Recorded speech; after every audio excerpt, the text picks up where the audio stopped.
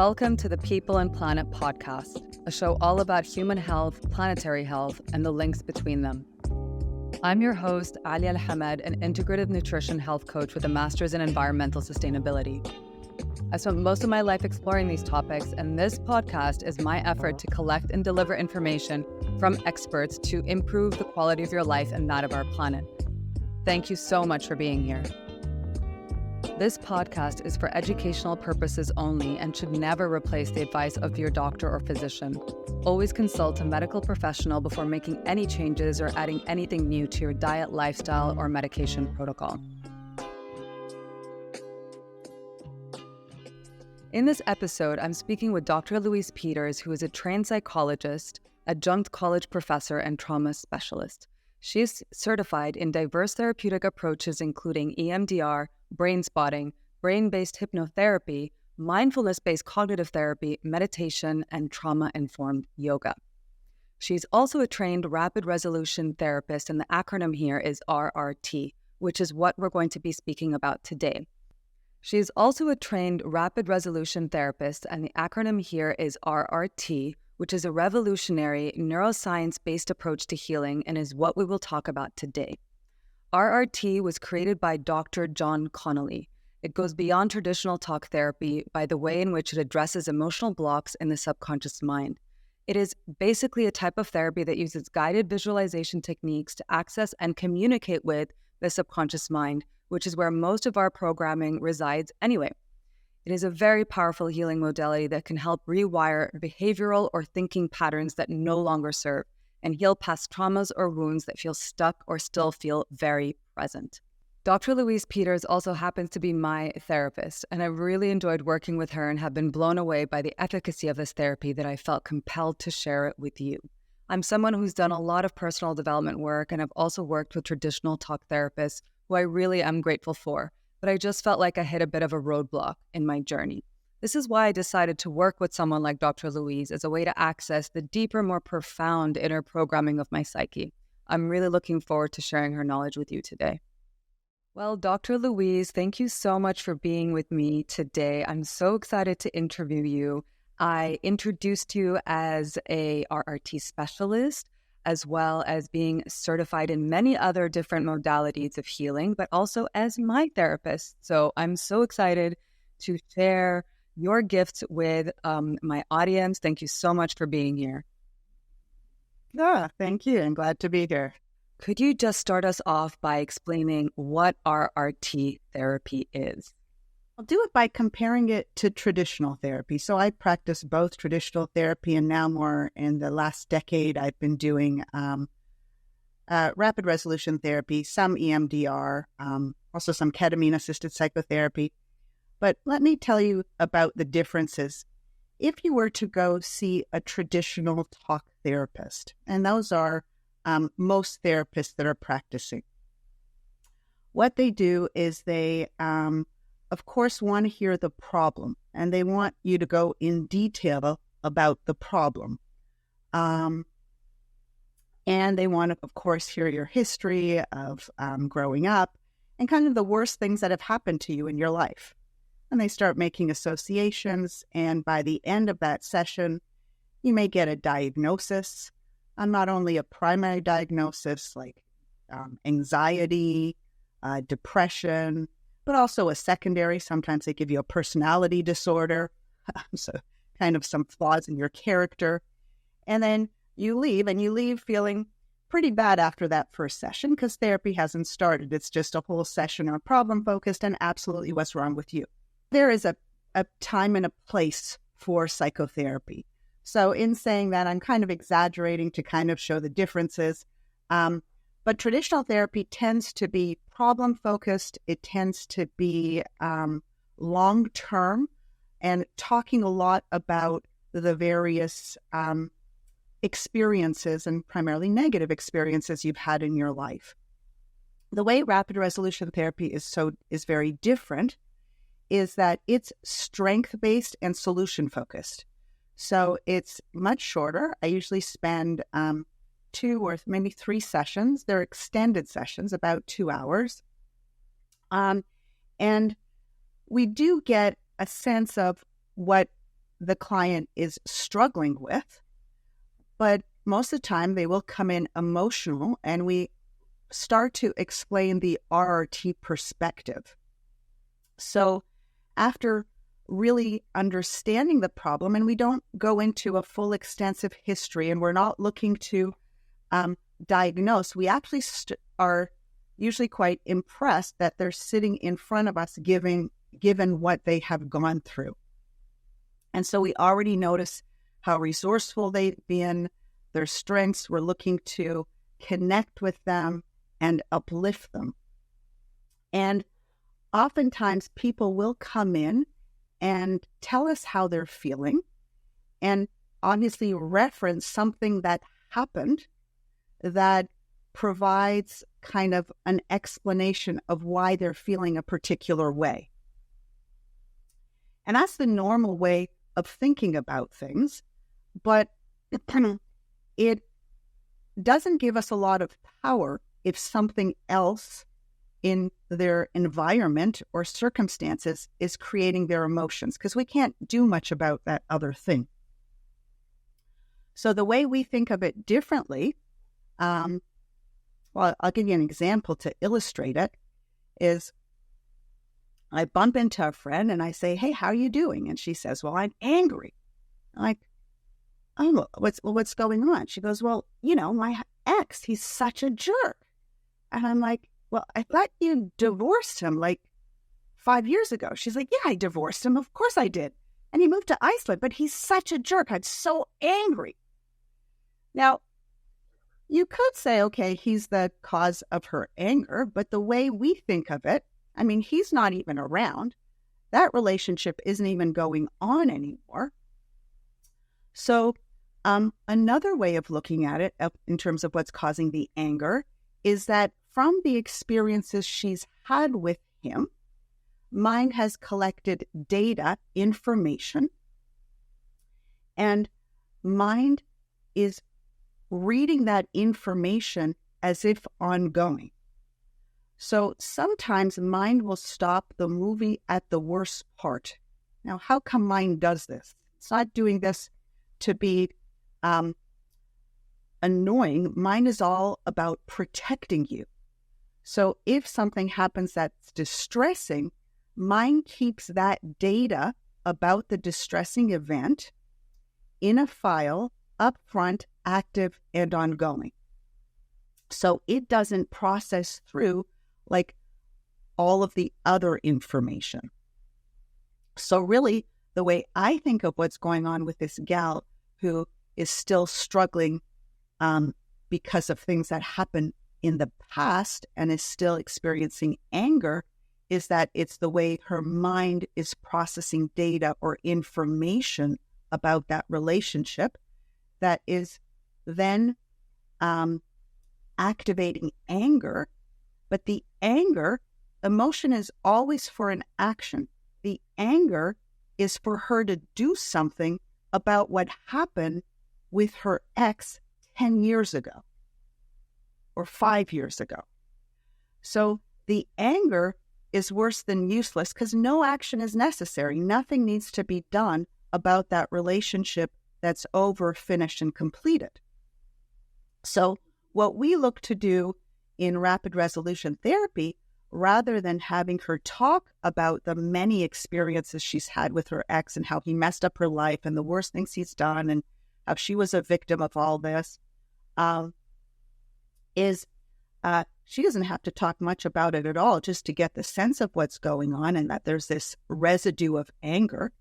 And we look to shift the way mind is processing information. So we look to clear that data.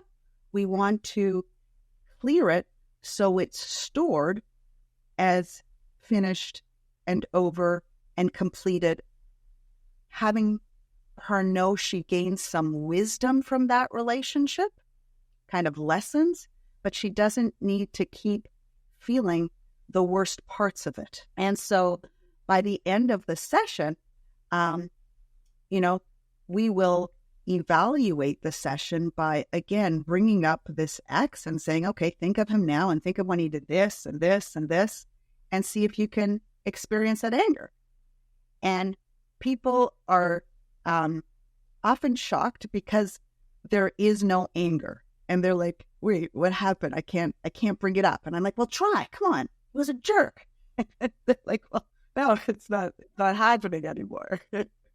And so it's a fun process to guide people through, especially people who come in and are in emotional distress. It's a really good process for clearing emotional distress, especially emotional distress of things that have happened in the past and are no longer going on, but mind hasn't been reset, updated, or uplifted because our mind doesn't automatically do that. So in that way, you can see how it would be very different traditional therapy with this gal who has this X versus rapid resolution therapy, which after the first session, she leaves feeling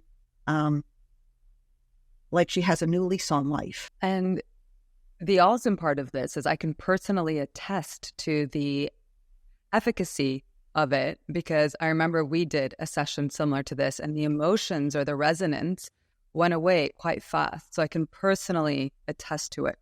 But I do want to get into the how. But before we get into that, I have a question about this particular woman who's dealing with this jerk ex. So he's in the past and he lives somewhere completely different. But what if the divorce is in the past, they don't run into each other, but he calls her once every 2 years. So when you see her, she's okay. She's not really thinking about him, but there is still a presence in her life because sometimes maybe they do run into each other, or sometimes he does call her because they share a child. So it's not a completely dead situation where they'll never see each other again. There's still something that shows up. So I guess the mind keeps that file open and in survival mode, I suppose, as a protection mechanism because I might see him, that jerk ex, right? What about in a situation like that where it's not completely in the past, there's still a potential for the future? Great question.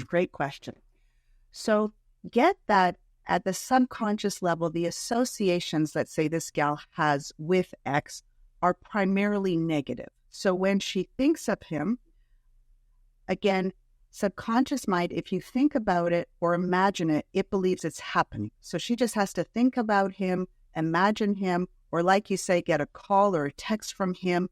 That's enough of a reminder to get that file open. And then body has the physiological response, that is discomfort, arousal, activation, anger, what have you. So what we do when there's someone who's dealing with, let's say, an ex who ongoing maybe still, let's say they're still going through a divorce, so they still have to deal with the situation, we I take them through a process of what's called a victory through surrender. And that is where we may put the X or things that he may still do or how he may still reach out to her or how she may see him still, in mediation if they're going through a divorce. We put those scenarios on imaginary screen. And as they're on an imaginary screen, we create some distance, right? Emotional distance. And I have her go, let's say, through a body scan where physiologically, or you could say a hypnotic experience where we shift her state of consciousness. And so she's then experiencing this sense of floating or the sense of ease, complete relaxation as she is witnessing, let's say, a text coming through or a call coming through or even seeing him in mediation. And so we're delinking the emotional response from X by doing physiological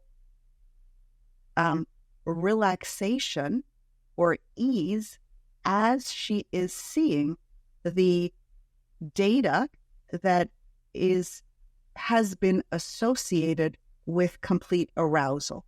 So we're creating what's called a delinking or a mismatch experience And then, you'll pop up the picture of him over and over and over again, or things he may say. And there is no emotional reactivity. I'll tell you another thing we do is what happens is some people, let's say there is the ex that they're still dealing with, or they're still co-parenting after they've been divorced.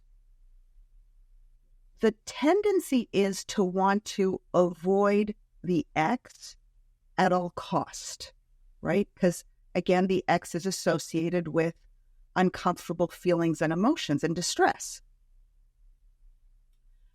But when we go out of our way to avoid something, subconscious mind gets the message that it's dangerous.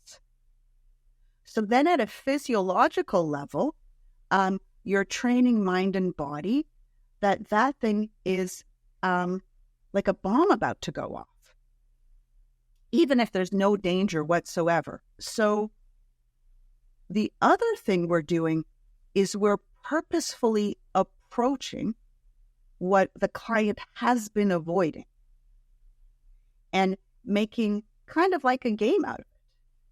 Like, come on, keep approaching it. By the end, it's like, oh my gosh, no, it's like, it's just boring now. It's like, I feel no emotion, but I also don't I don't care seeing it.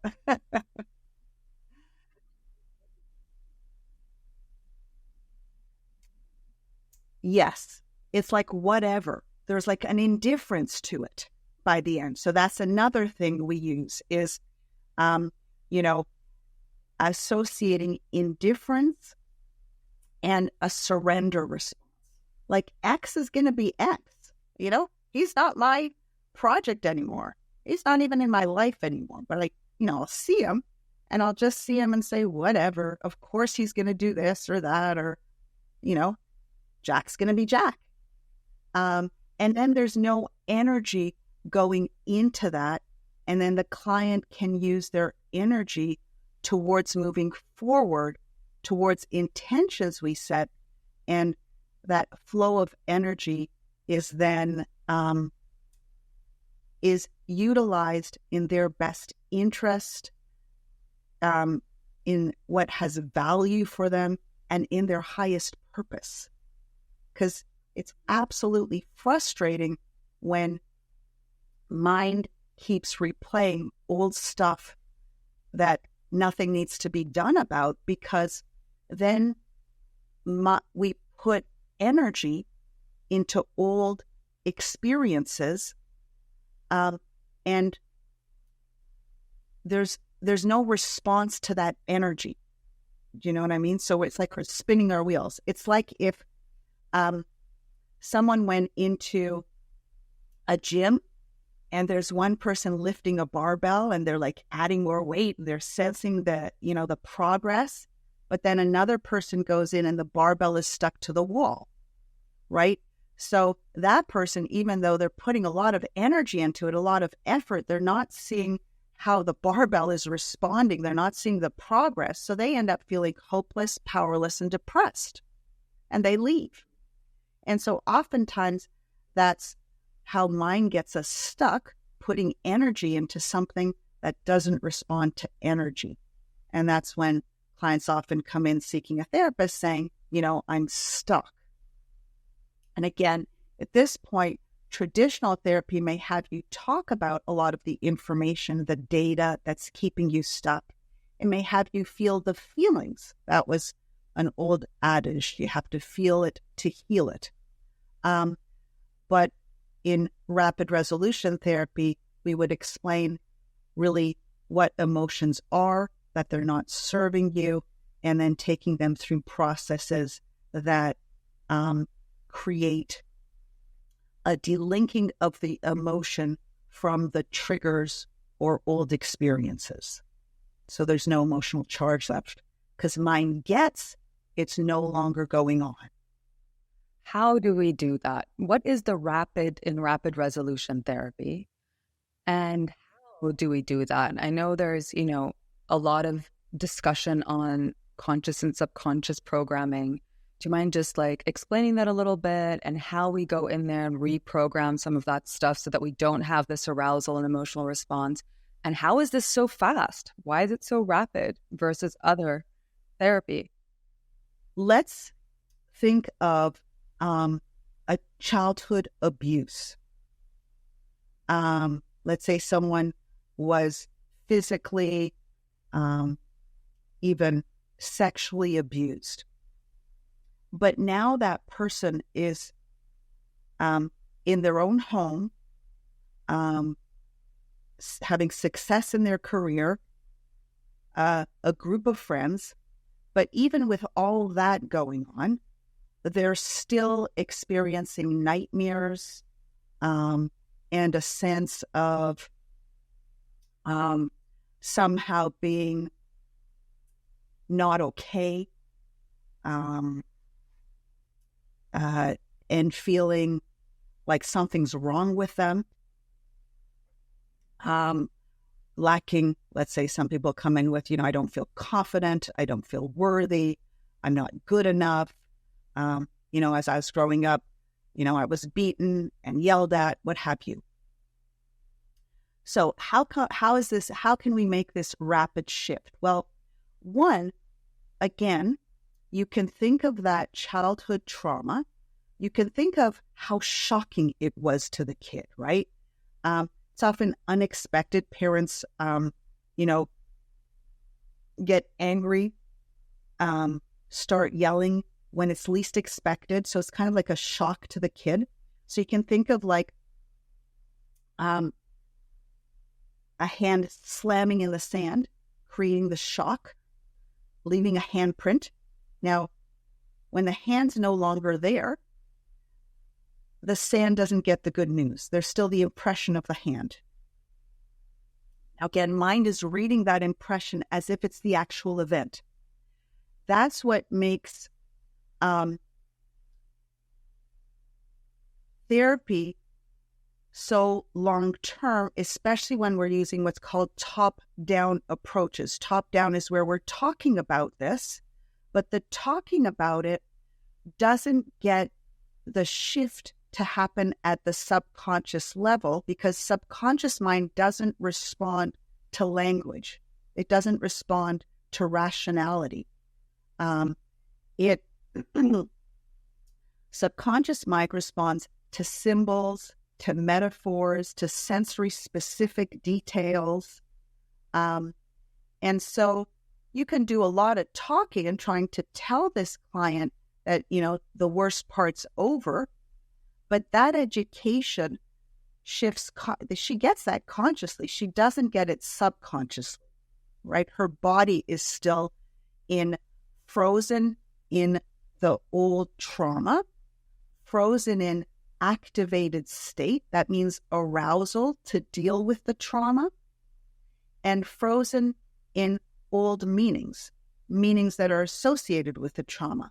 If we get beat as a child, or yelled at as a child, mind associates meaning that's personal, like something's wrong with me, that's pervasive, it tends to continue, and permanent. It goes on forever.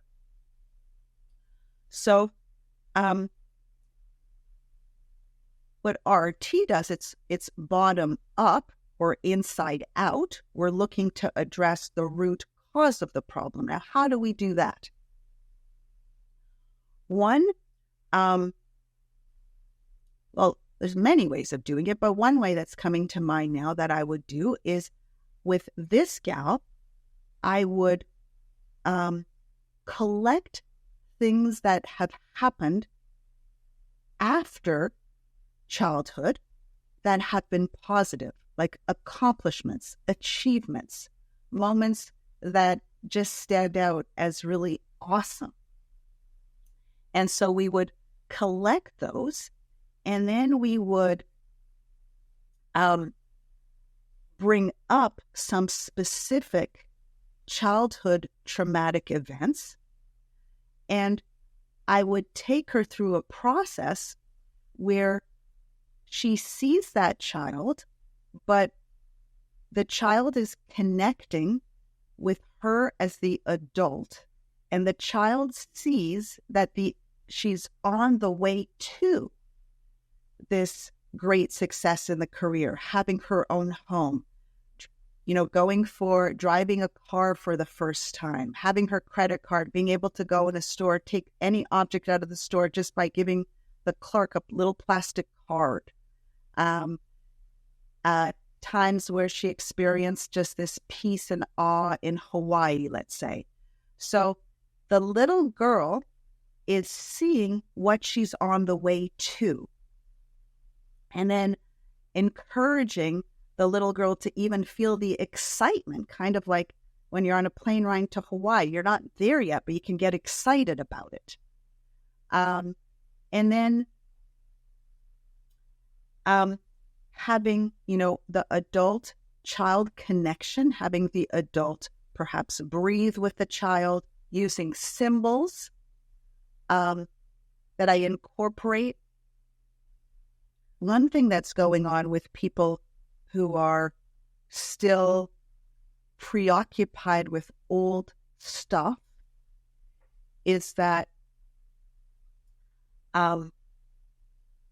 mind can be responding to what is going on, like having binocular vision and responding to what is going on, but our mind can also be responding to old data, old info, old images of what was going on.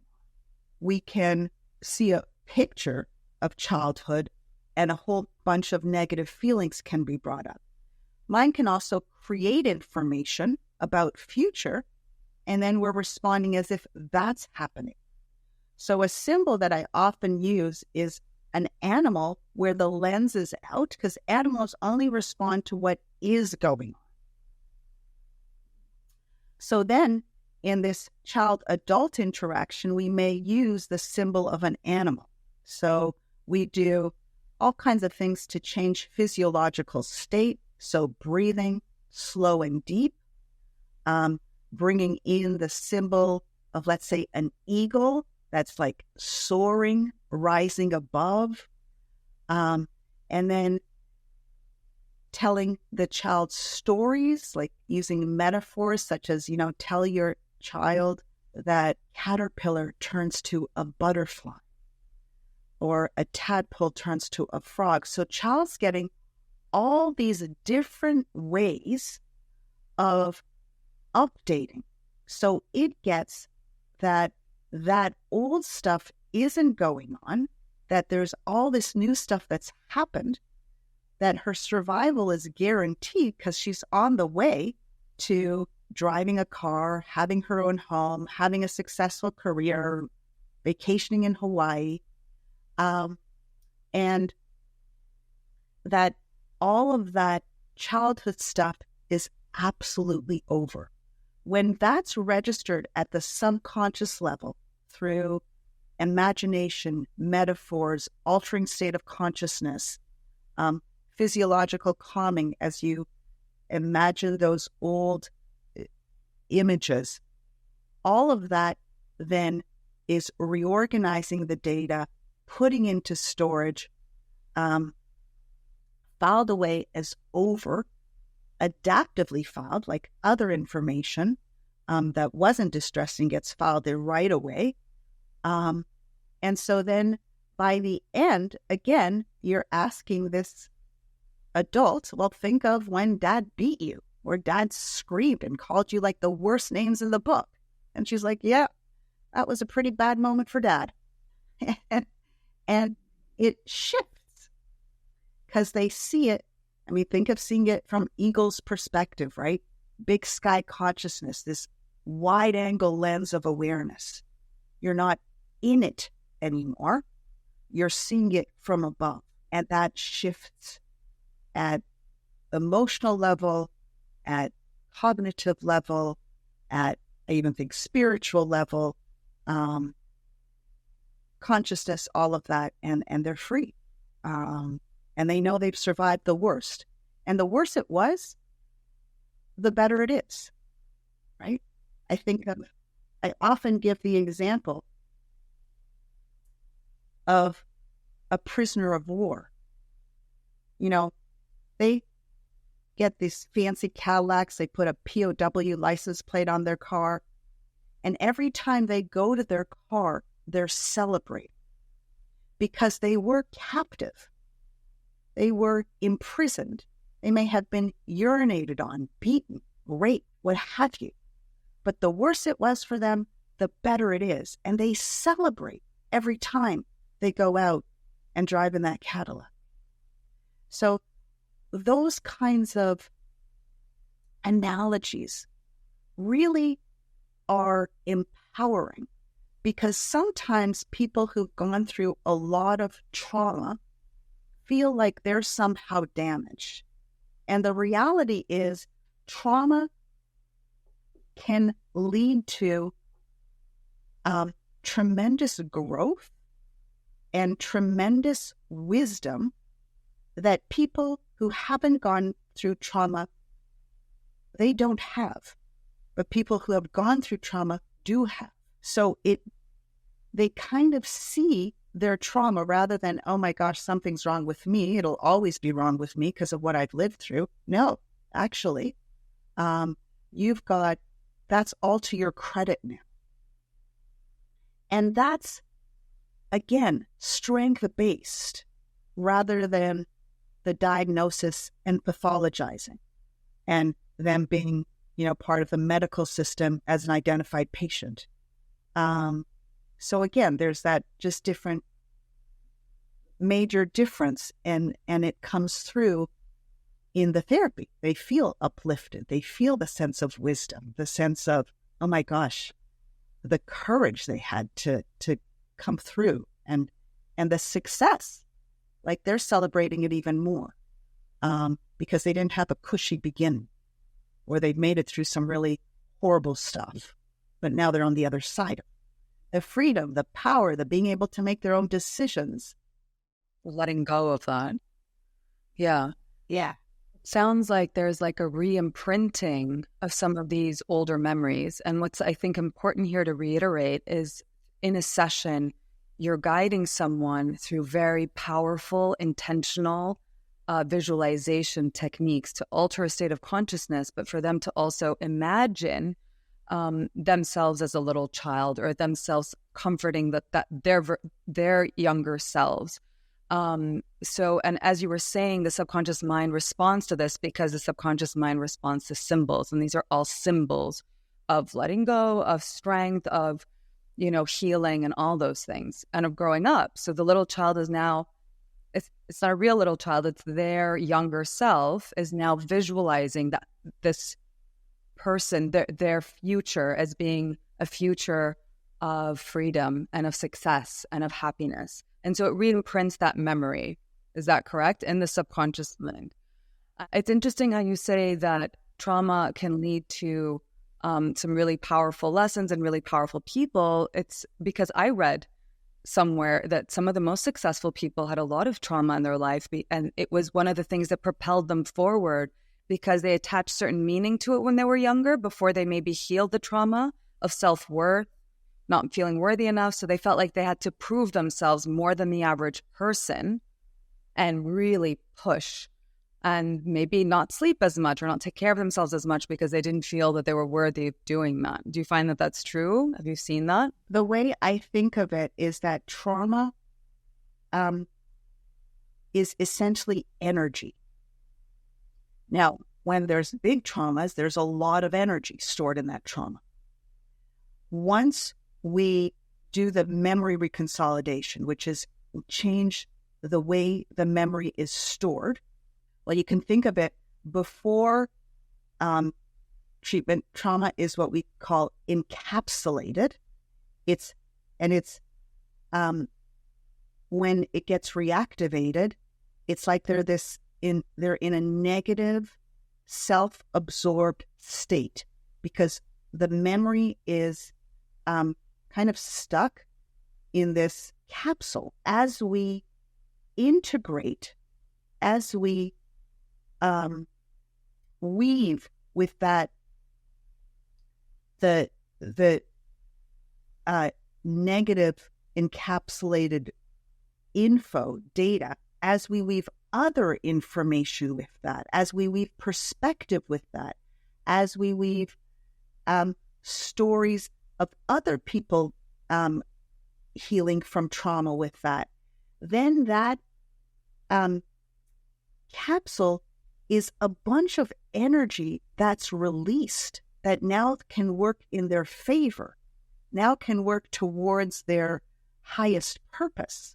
So people who have trauma have a lot of energy stored that can be released and then can be used for greater good. So trauma is really, can think of it as blocked energy initially, but then released energy, and people who've gone through a lot have a lot more energy. And then when they speak, you know they're coming from having survived it. So they're that much more powerful and can really share wisdom from the inside out. So there's a reverence when we hear them speaking, like someone who's made it through the concentration camp. I mean, I just get shivers knowing that they made it through. So yeah, there's a lot of energy that then is put forth towards good and sometimes healing others. And so another thing that I wanted to add that is at the heart of rapid resolution therapy, and I think this is my what I love about it the most. People often become over-identified with labels and problems and diagnoses. And they view themselves as if they are their diagnosis. Like they may say, I'm bipolar, or I'm an anxious person. I'm someone who's a domestic violence survivor, so they're associating themselves and have, or even certain beliefs, like, how they view themselves, and often negatively. That becomes their identity. And someone who, if you define yourself as an anxious person, that means you were an anxious person yesterday, today, and tomorrow, right? That's not changing. That's not shifting. That often keeps people stuck. With rapid resolution therapy, we look to, at the core of it, is that all of us are light. It's just sometimes we're not aware of the light, or you can think of it as light or energy or love that we are. Part of the process is taking any client through this experience of connecting with the light that they are. Now, you can kind of think of it as the sun, right? If you think of the sun, you tell a child that the sun is just as bright and just as hot at midnight than it is at noon. It's just as heavy. It's just our awareness of it changes. So if you think of people, our energy, our light, our love, right? That light is always on, always okay. It's just our awareness is often far from it, right? It gets covered up by these labels. And so then we view ourselves as, I'm anxious, or, a failure, an alcoholic, what have you. All of these labels, there's so many. They're forgetting about who they really are. So we guide them through a process that reconnects them with the light that they are. And that light can never be damaged. You can think of it kind of like when they're in that state. Well, it's a part of you that's interconnected with nature, where you just feel that sense of peace and excitement. Sometimes I'll say, like, wind can't dry it, Fire can't burn it. Water can't wet it. Weapons can't shatter it. That part is always there, always will be, and always okay. Your light is always on. And I'm looking for them to shine their light in a way that's aligned with their intention and highest purpose.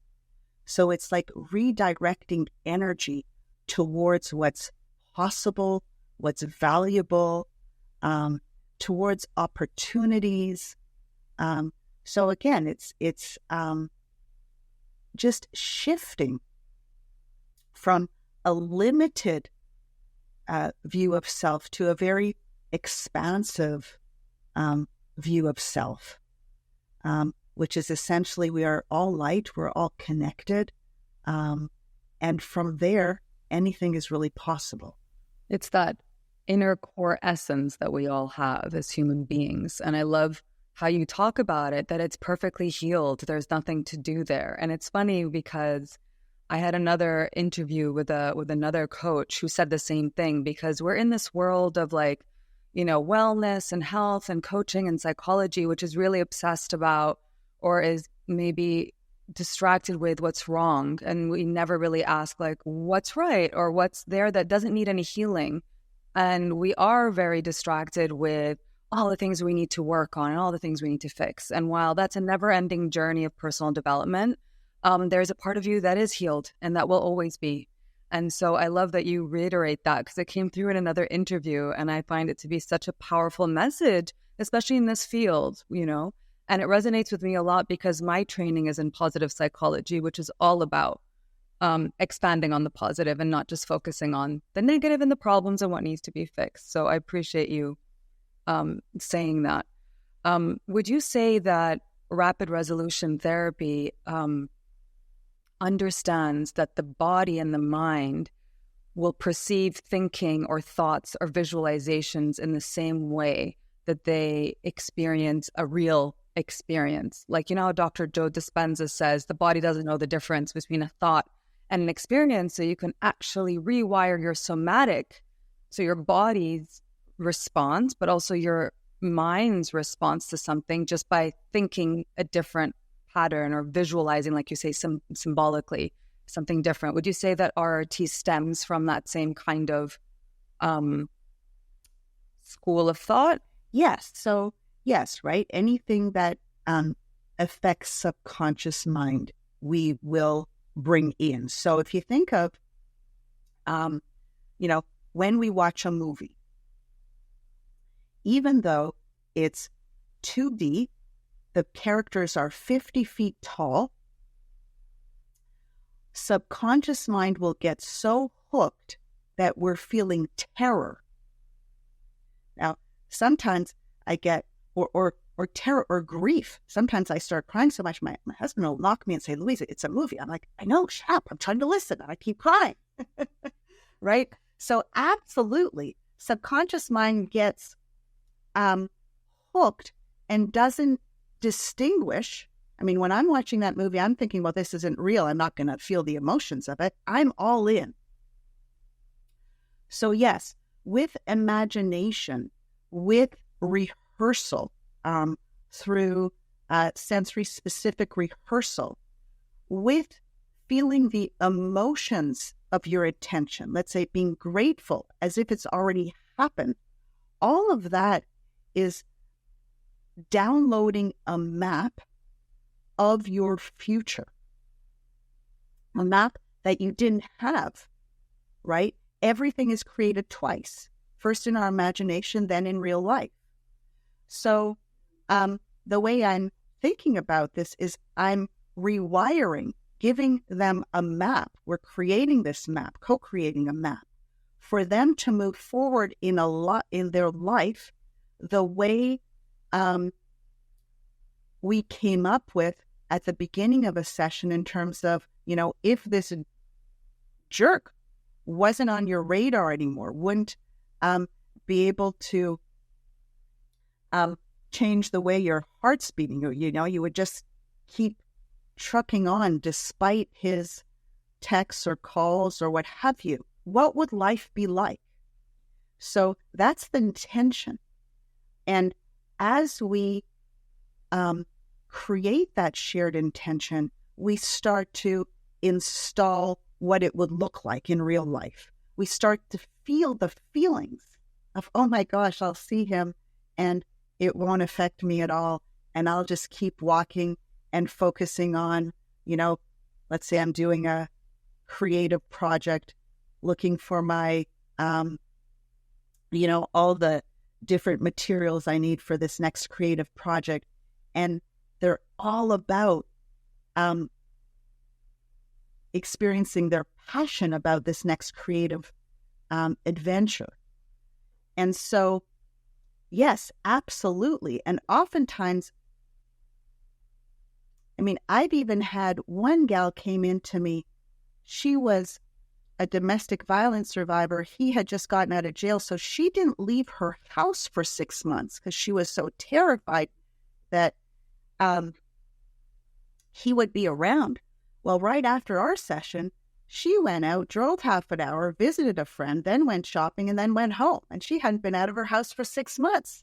So absolutely, yes. Would you recommend that they expose themselves to the traumatizer, to the perpetrator? You said, there's some kind of therapy that goes with mind says this is dangerous, and that's why avoiding someone like the jerk ex Jack is actually doing you a disservice. But what if Jack was someone who domestically violated me and abused me? Would you recommend that I still should expose myself to him so that my mind... No. So there's a line. Yeah, there's a line there. Yes. So this is how I see her. I see her absolutely being resourceful, knowing, how to protect herself, what to do should he come knocking at her door. So the way I think of it is that gal had her, let's say, a firefighter. You want the firefighters at the station between fires. You want them playing cards, laughing, eating, having fun, replenishing their resources. So when that alarm bell goes off, they have all of their resources available for them to take action and do what's necessary to save lives. So let's say for this gal, what I'm looking for her is I'm looking that when strategically, being strategic about how she goes about her day, maybe avoiding certain areas because they are indeed dangerous where he lives, kind of thing. But when she's okay to feel okay, should he come knocking at her door, she's going to be like the firefighter and have all of her resources available to her to deal with it.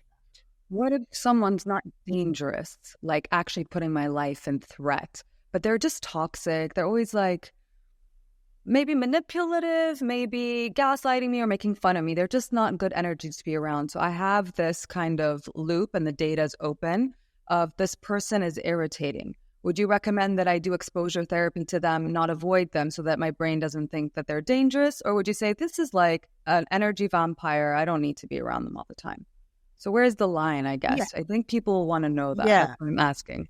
This person is irritating and it's taking up energy because perhaps you're avoiding him or her. I wouldn't necessarily have you approach the person, but I would absolutely do a process where you're seeing them, seeing all the annoying things they may do and having no physiological reactivity. So delinking the emotional charge from that stimulus. So that way, yeah, that's the key.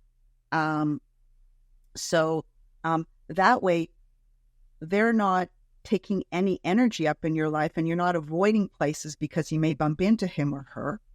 You're just going about your day and there's no emotional charge associated to that person because it's really not that person. It's the way your mind is processing information about that person.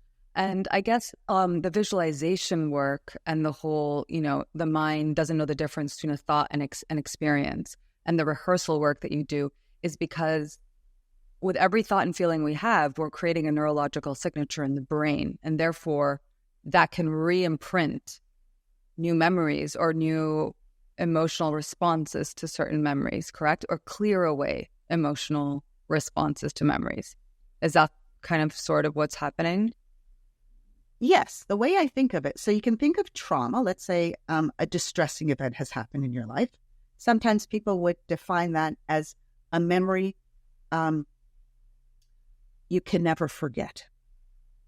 But what I think we do in rapid resolution therapy is create such a positive experience that it's a positive experience you'll never forget. So it's one that stays up front. Really the way I think, again, you're connecting with, I think it's your spiritual self, right? If you're in a state of extraordinary consciousness, you get out of the drama of things. You see a deeper connections. You see that little, maybe not even little, it doesn't define you anymore because you connect with this greater state of consciousness of who you really are. And I didn't want me to say it's a little thing. Even though it's a little thing, it can be still really, really distressing. It's kind of like a little pebble if you're running a marathon. So it certainly doesn't feel little. So I didn't mean to diminish that. Is there any advice you would give to people who are either not sure if this is the right therapy for them or don't know where to start or how they can bring some of this work into their lives if they're not going to, maybe reach for a therapist, maybe they can't afford it or something and they need some kind of tools in their day-to-day life? So I guess that's the 3 questions. So we'll just break it down. First is like where to start and if this is right for them or not. And then maybe we can get into the second one, which is if there's anything they can do in their day-to-day lives. Yeah. If anyone is feeling tremendous emotional distress, anger, grief, fear, guilt, or a preoccupation, like stuck on looping thoughts and feelings, that kind of distress is best handled by any therapy that uses memory reconsolidation.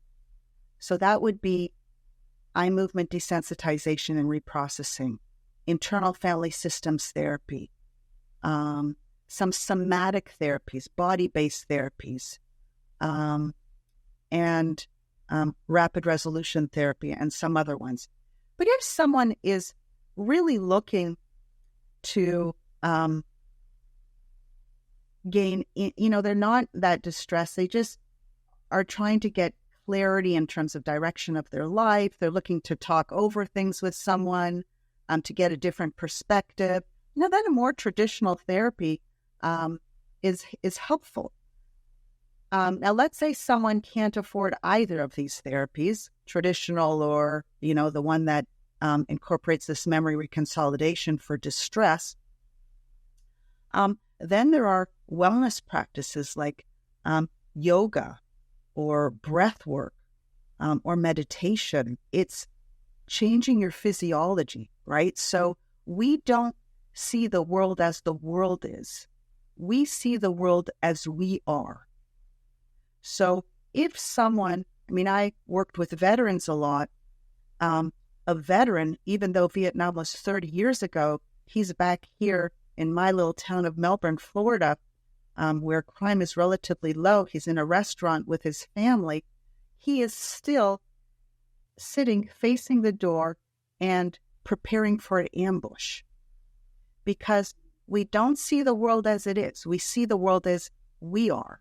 His physiology was so his nervous system was so impacted by trauma that it's still not regulated. So that's what we're realizing now is, psychology has really been so focused on cognitive and behavior, but we've missed the biological, somatic, bodily aspect of it. And now we know that it's actually in the nervous system. And if we can shift that, then we shift our perception, right? It's kind of like beauty is in the eye of the beholder and meaning is in the eye of the perceiver. So we're looking to have the perceiver, right, get them into physiological calm, kind of clear the lens of perception so they see more accurately. And when you're in that centered, your nervous system is regulated, then you're able to engage, learn, be curious, transform, what have you. So those are wonderful practices, yoga, meditation, running, any exercise. All of that is really healing to the nervous system. So massage. So a regular practice that resets mind, body, spirit, holistic practices, I find incredibly helpful for anyone if they can't afford the therapy. But with any therapy, usually if you can't afford it, there are places that you can get even therapy for free or at a very reduced rate. So there are resources out there, and they could reach out to Rapid Resolution Therapy. All of us do some pro bono work in EMDR. All people do pro bono work. So there's a lot of resources available for people.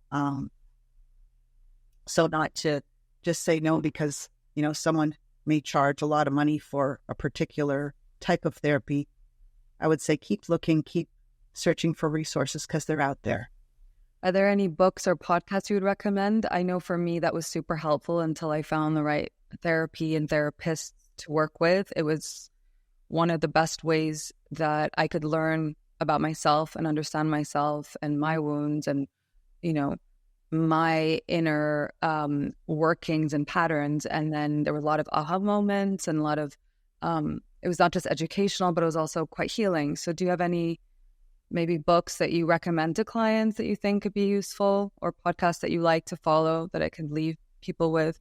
One podcast that I love is the Huberman Lab. It involves a lot of neuroscience and, just how mind works. Jill Bolte-Taylor.